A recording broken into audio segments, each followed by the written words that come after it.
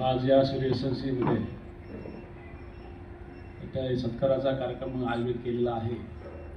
या कार्यक्रमासाठी उपस्थित या कार्यक्रमाचे अध्यक्ष डॉक्टर श्रीहरी सर, आमचे मित्र कैलाश भाऊ, जेकब, तानाजी भाऊ आमचे चोटे आणि सिरम सर, त्याचप्रमाणे माने साहेब असतील, इथे उपस्थित असलेले सर्व सोसायटीचे सर्व सभासद, सर्व माता भगिनी, आपण सर्वांनी या ठिकाणी आम्हाला बोलवून आमचे सोबती सहभागी बसलेले आहेत, तर सर्वांचंच मी मनापासून आभार व्यक्त करतो। आपण सर्वांनी मला या ठिकाणी बोलून जे सन्मानित केलं त्याबद्दल मला खूप मनापासून आनंद वाटतो आणि पुढच्या कार्याला ऊर्जा मिळते। असे आपण जे कार्यक्रम केले, तुम्ही आपण काही काम केलं आणि त्या कामाच्या बाबतीत जर असेल आमचं जर कौतुक केलं तर आम्हाला निश्चित पुढे काम करण्यासाठी ऊर्जा याच्यातून मिळत असते। आपल्या सर्वांचं मनापासून पुन्हा एकदा आभार व्यक्त करतो। आत्ताच आपण कैलाश भाऊंनी सांगितलं त्यांची ज्यावेळेस त्यांनी सुरुवातीला जिम घेतली, मलाही तो बरेच दिवस आठवत। आपली जिम ज्यावेळेस त्या ठिकाणी कैलाश भाऊंची चालू झाली होती, आमचे मावस भाऊ कैलासवासी खरे सम्राट आमदार लक्ष्मण भाऊ जगताप यांच्या हस्ते त्यांचं जिमचं ओपनिंग झालेलं होतं। आणि त्यावेळेस लक्ष्मण भाऊंनी जो शब्द दिला होता तो त्यांनी सांगितलं होतं त्यांच्या भाषणामध्ये की काही लोकांनी आपली इथं भाषणं केली होती तुमच्या कार्यक्रमाच्या वेळेस, त्यात दापोलीच्या विकासाबाबतीत बोलले होते किंवा काय मी करेल हे करेल, तर त्याला जेव्हा तुम्हाला आठवत असेल की लक्ष्मण भाऊंनी त्यावेळेस सांगितलं होतं हे माझ्या मावशीचं गाव आहे, माय मरो पण मावशी मरो, त्याप्रमाणे मी माझ्या मावशीच्या गावाला जास्तीचा निधी नेहमीच देण्याचा प्रयत्न करेन। पण भाऊंच्या कालावधीमध्ये त्यावेळेस शक्य झालं नाही, पण त्यांचे धाकटे बंधू शंकर शेठ जगताप हे आता आमदार झालेले आहेत आणि त्यांनी सरळ हाताने आपल्या दापोलीला मदत करण्याची किंवा निधी देण्याचा शब्द या ठिकाणी दिलेला आहे। आपल्या सांगायला आनंद होतो की आत्ताच महानगरपालिकेचं बजेट झालेलं आहे। फेब्रुवारी महिन्यामध्ये महानगरपालिकेचं बजेट आलं, मागच्या महिन्यात जनरल बॉडीची मीटिंग झाली, प्रशासनाने जे बजेट दिलं त्या बजेटमध्ये दापोलीचा वाटा किती होता, तर दापोलीला साधारणतः दापोली म्हणजे प्रभाग क्रमांक 30, दापोडी, फुगेवाडी, कासरवाडी या सर्व परिसराला मिळून साधारणतः 12 ते 13 करोड रुपये आले आणि त्यामध्ये 8 करोड रुपये कासरवाडीसाठीच आहेत, म्हणजे मोठ्या प्रकल्पांसाठी, आणि बाकी 4.5 कोटीमध्ये सर्व छोटी मोठी कामं सगळ्या विभागाची, म्हणजे दापोडी, फुगडी, कासरवाडीमध्ये विभागूनच ते 4.5 करोड रुपये एवढे पैसे आपल्याला फक्त आलेले होते।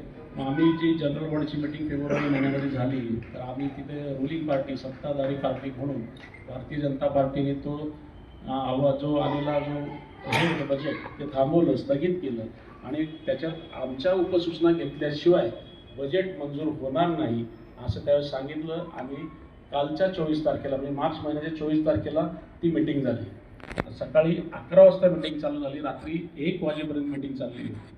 14-15 तास मीटिंगवरती चर्चा झाली आणि आपल्याला सांगायला आनंद वाटतो की दापोलीसाठी मी ज्या काही उपसूचना दिल्या त्या सर्व उपसूचनांचा समावेश त्यामध्ये झाला आणि ते बजेट मंजूर झालं।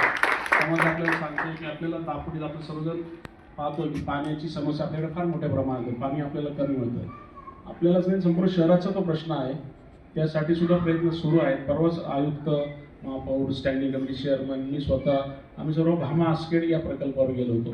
तिकडनं आपल्याला शहराला नवीन पाण्याची व्यवस्था तिथून होणार आहे, नवीन पाईपलाईन टाकण्याचं काम सुरू आहे, तिकडनं आपल्याला मोठ्या प्रमाणात पाणी मिळणार आहे। त्याचप्रमाणे आपलं 30 MLD पाणी पवनीचं पुणे शहराला जातं, ते सुद्धा पुन्हा आपल्याला कसं मिळेल यासाठी सुद्धा प्रयत्न सुरू आहे। आणि आम्ही महापौर आणि आम्ही सर्वांनी ठरवलेलं आहे की आपल्या शहराची तहान भागवायची, त्यासाठी ते भागवत असताना आपल्या महानगरपालिकेच्या असलेल्या ठेवी मोडायची वेळ आली तरी चालेल, पण पाणी आपल्याला सर्वांना द्यायचं। आणि आपल्याला सांगायला आनंद वाटतो की आपल्या या दापोलीची समस्या सोडवण्यासाठी मी पाण्याच्या टाकीचं एक नवीन नियोजन केलेलं आहे। आपलं तथागत गौतम बुद्धांचं जे गार्डन आहे त्याच्या बाजूला एक जागा ताब्यात घेतलेली आहे आपण, आणि त्या जागेमध्ये आपण 20 लाख लिटरची पाण्याचा टँक तिथं नव्याने बांधतोय आणि त्यासाठी 3 कोटी रुपये मंजूर झालेला आहे। त्याचप्रमाणे आपला हा जो फ्लायओव्हरवरनं हा सरळ रस्ता जातो, डॉक्टर बाबासाहेब आंबेडकरांचा तिथून सरळ तो भोपळी पुलाला जाणारा रस्ता आहे, त्या रस्त्यासाठी सुद्धा आपण 3 करोड रुपये सँक्शन केले आहे। त्यातला जो आता जो वस्ती असलेला पार्ट आहे तो ह्या वर्षी आपण करणार नाही, वस्ती असलेला पार्ट न करता त्याच्या मागच्या बाजूला जी मोकळी जागा आहे त्याचा तो रस्ता आपण पूर्ण विकसित करणार आहोत भोपळी पुलापर्यंत। तो विकसित होईल, मधली वस्तीचं ज्यावेळेस SRच्या माध्यमातून त्या लोकांचं पुनर्वसन होईल त्यावेळेस आपण तो मधला पॅच पण वस्ती असलेला करणार आहोत. म्हणजे त्यांना आपल्याला कुणालाही बेघर करायचं नाही, कोणाचंही शेल्टर काढून घ्यायचं नाही आहे. आपल्याला विकास साधायचा, विकास साधायचा असेल लोकांच्यावरती अन्याय पण होता कामा नये, तर ते सुद्धा आपण एक काम केलेलं आहे. त्याचबरोबरीने आपल्याला सांगायला आनंद वाटतो की म्हणजे आपला जे आनंद म्हणण्यापेक्षा की दापोडीची स्मशानभूमी जी आहे हिंदू स्मशान, की ते खूप वाईट अवस्था आहे. आपण आपल्याला दशकविधीचा घाट माहिती असेल की एक पाऊस झाला तर संपूर्ण पाण्याखाली जातं. तर त्याच्यासाठी सुद्धा 3 कोटी रुपये आपल्याला मंजूर झालेले आहेत. तिथं रिटर्निंग वॉल करून फिलिंग करून आपण संपूर्ण स्मशानभूमी नव्याने करतोय. ते एक काम आपण ह्या वर्षी आपण घेतलेलं आहे. आणि आपलं दापोडी बॉम्बे कॉलनी या ठिकाणी एक दवाखाना आहे. त्या दवाखान्याची इमारत खूप जीर्ण झाली. 80 सालात साधारणतः ती बिल्डिंग असावी, 50-55 वर्ष झाले. तर ती बिल्डिंग आपण तिथला दवाखाना स्थलांतरित करून आपलं हे जे पोलीस स्टेशन जे झालेलं आहे, पोलीस स्टेशनच्या इमारत जी आहे ती पार्किंगची जी बिल्डिंग, त्या बिल्डिंगमध्ये फर्स्ट फ्लोअरवरती तो दवाखाना आपण स्थलांतरित करतोय आणि त्याचं रूपांतर पुढच्या वर्षी रुग्णालयामध्ये होईल, मोठं हॉस्पिटल होईल. त्या पद्धतीने आपल्याचं नियोजन आहे, त्याच्यासाठी सुद्धा पैसे मंजूर झालेले आहेत. अशा पद्धतीने आपण काम करतोय. आपला संबंध येतो नाही तो माहीत नाही तलाठी ऑफिसशी कधी, पण बरेचसे मॅडमला माहिती असेल विद्यार्थ्यांना उत्पन्नाचे दाखले वगैरे लागत असतात. तर ते उत्पन्नाचे दाखले घेण्यासाठी तिकडे तलाठी ऑफिसला जावं लागतं. भोसरीला आहे आपल्या लांडेवाडीला तलाठी ऑफिस आहे. तर ते तलाठी ऑफिससुद्धा आपल्याकडे आणण्यासाठी मी प्रयत्न केले आणि आपल्याला सांगायला आनंद होतो की पुढच्या आठवड्यामध्ये महानगरपालिका आणि तहसीलदार यांचं ॲग्रीमेंट होऊन आपल्या पोलीस स्टेशनच्या बाजूला एक शटर आहे, त्या शटरमध्ये तलाठी ऑफिसला आपण जागा दिली. ते सुद्धा तलाठी ऑफिससुद्धा स्वतंत्र आपल्याला दाखवलेलं या ठिकाणी मिळालेलं आहे. अशा पद्धतीचे आपण कामं करत आहे. ते सर्व करत असताना आपल्या सगळ्यांचा आशीर्वाद त्याच्याशिवाय शक्य नव्हतं. आपण सर्वांनी जे मतदान रूपाने मला जे दान दिलं, त्या दानातूनच मला जे पद मिळालं त्याच्यामुळे मी करू शकतो आहे. प्रत्येकाला आता कैलासभाऊ म्हणाले की ज्ञान असतं, माहिती असतं, पण पद असल्याशिवाय कामाचे रिझल्ट घेता येत नाही. तर आपण सर्वांनी जे मला माझ्या पाठी सपोर्ट केला त्यामुळे आज 58 वर्षात पहिल्यांदा भारतीय जनता पार्टीचं चिन्हाचा उमेदवार या दापोलीमध्ये निवडून आला.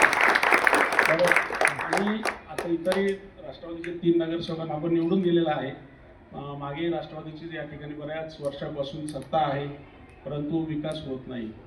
कारण एक लक्षात घ्या, ज्यांची सत्ता असते, सत्ताधारी पक्षाचा उमेदवार निवडून गेला तर विकास निश्चित होतो. ते नॅचरल आहे, नैसर्गिक आहे. तर ही भूमिका माझ्या सहकाऱ्यांनी सर्वांनी गेले 2 वर्षापासून आम्ही नागरिकांना सांगत होतो. सगळे नागरिक म्हणायचे की नाना दापोडी हा आपला परिसर नाही, तसा नाही आहे की वेगवेगळ्या सगळ्या समाजाचे लोक आहेत. आमचा मुस्लिम बांधव असेल, आमचा ख्रिस्ती बांधव असेल, SC समाजामधून सुद्धा 70% लोक कमळला मतदान करत नाही.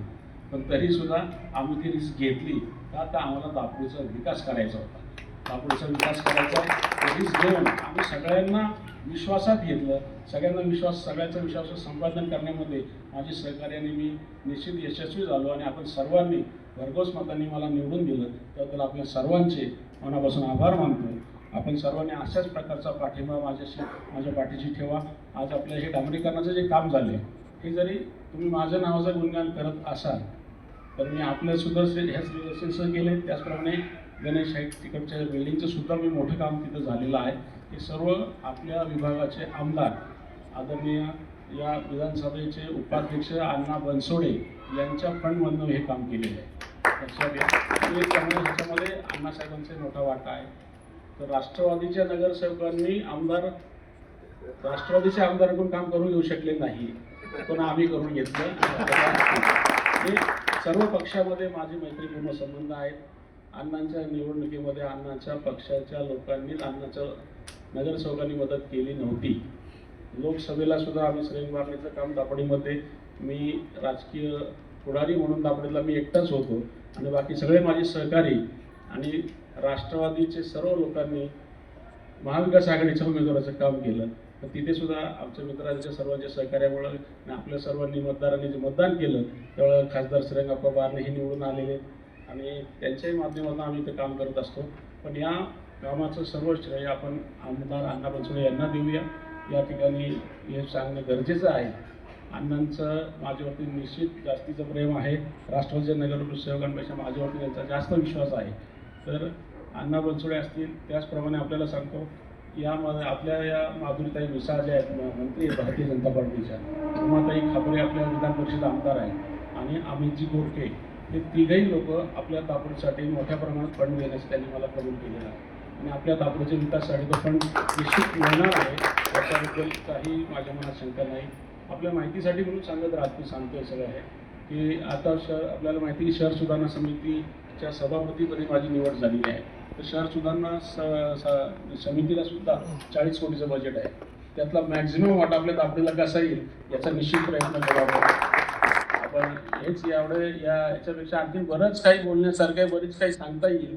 आपली रिडेव्हलपमेंट होणार आहे, त्या रिडेव्हलपमेंटलाही तुम्हाला सगळ्यांना शुभेच्छा देतो आणि त्यातही आपल्याला काही सहकार्य लागलं तर त्यासाठी सुद्धा आम्ही निश्चित आपल्या पाठीशी उभे राहू. आपण सर्वांनी या ठिकाणी मला बोलवलं, माझा सन्मान केला, त्याबद्दल मनापासून आपल्या सर्वांचे धन्यवाद मानतो आणि आपल्या सर्वांना पुढच्या रिडेव्हलपमेंटच्या कामालाही शुभेच्छा देतो आणि या ठिकाणी थांबतो. धन्यवाद. जय हिंद, जय महाराष्ट्र.